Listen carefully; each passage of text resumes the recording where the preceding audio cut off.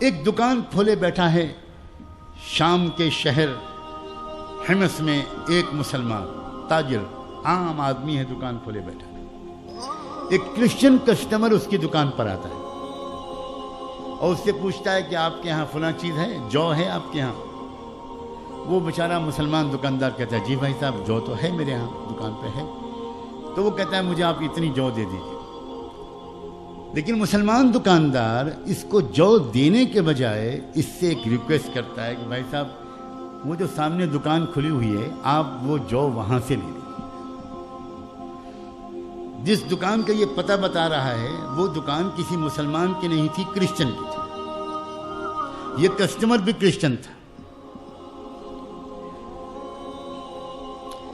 اب یہ Christian customer اس مسلمان دکاندار سے پوچھتا ہے کہ میں آپ کی دکان پر آیا ہوں، مجھے بھی پتا ہے وہ دکان ہے، تو آپ مجھے کیوں نہیں دیتے جب آپ کے دکان پر وہ مال موجود ہے؟ یہ دکاندار جواب میں کہتا ہے کہ اور کوئی بات نہیں، میرے دکان پر صبح سے 2-3 کسٹمر آ چکے ہیں اور میرے بچوں کی آج کی روزی کا انتظام ہو چکا ہے، لیکن میں دیکھ رہا ہوں کہ صبح سے اب تک اس دکان پر کوئی کسٹمر نہیں ہے۔ آپ سے بس اس لیے ریکویسٹ کر رہا ہوں کہ آپ وہاں سے لے لیجئے، میرے اس بھائی کا پڑوسی کا بھی بھلا ہو جائے۔ یہ شخص جاتا ہے واپس، جو وہاں سے لیتا ہے، لیکن لوگوں دل کے کانوں سے سننے کی کوشش کرنا، یہ جو لے کر اپنے گھر نہیں جاتا، یہ واپس اسی دکان پر آ جاتا ہے۔ اب یہ پوچھتا ہے بھائی کیا ہوا آپ کو جو نہیں ملی؟ تو وہ کہتا ہے کہ نہیں جو تو مل گئی، پھر آپ یہاں کیوں آئے؟ تو وہ کہتا ہے کہ جو تو وہاں سے لے آیا ہوں، مجھے تم سے ایمان لینا ہے، مجھے کلمہ پڑھا۔ اب یہ دکاندار کہتا ہے کہ بھائی اتنا بڑا فیصلہ اتنی جلدی؟ میری ریکویسٹ ہے کہ آپ اتنی جلدی اتنا بڑا فیصلہ نہ کریں۔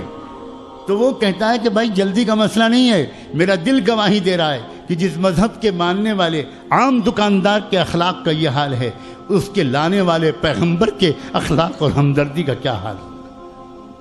یہ ہے اسلام۔ کس کی زندگی میں ہے یہ اسلام؟ کس کی زندگی میں؟ آج تو محمد مصطفیٰ کی روح تڑپ رہی ہوگی کہ دنیا میں غریبوں کی خدمت سب سے کم کرنے والی قوم اگر کوئی ہے تو وہ مسلمان ہے۔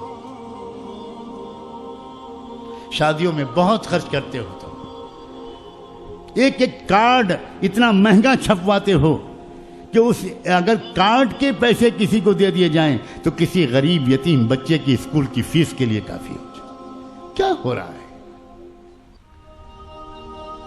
یہ اسلام ہے؟ اسلام کو بدنام دنیا کے اسلام کے دشمن بہت کم کر پا رہے ہیں۔ برا نہ ماننا، اسلام کو بدنام ہم اور تم کر رہے ہیں۔